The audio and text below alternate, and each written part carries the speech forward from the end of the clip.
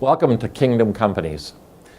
You know, I used to end my emails, be strong and courageous. And I did that because of the first chapter in Joshua. It's also in Deuteronomy, when God says, be strong and courageous. As a matter of fact, I think it's 6 times in the first chapter of Joshua, he says, be strong and courageous, be strong and courageous. If God says something once, it's probably important, right?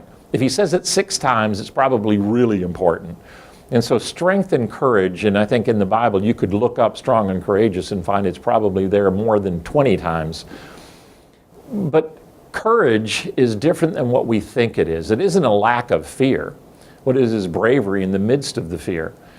And part of being in business or leading in business is all about being courageous. Because if you're just a lifestyle business, I make enough money in order to support my family, or I keep it small, then you may not be going into the promised land that God's got for you. What would happen if Christian business owners and Christian business leaders truly understood what the promised land would look like? Well, 2 things would happen. 1, we would get a grasp of what God's got for us in business. And 2, we would know there are giants in the land. What are the giants in the promised land today? Competition's a giant. The economy, in some instances, is a giant. Our own pride, our own ego are giants. There's so many giants in the land that may keep us from being strong and courageous, may keep us from actually entering into the best that God's got for us. But God says, be strong and courageous. And he says, be strong and courageous, for you will lead these people into the land which I have prepared for you. Our battles are not ours. Our battles are God's.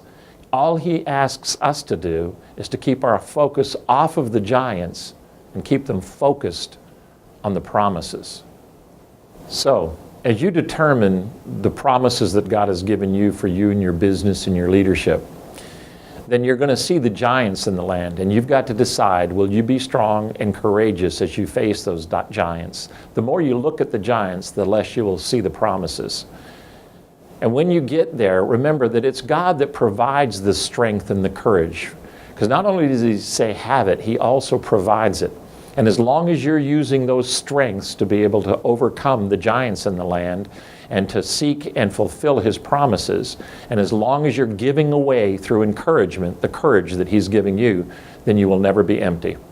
This has been a V-Couragement from Kingdom Companies. Have a blessed and great day.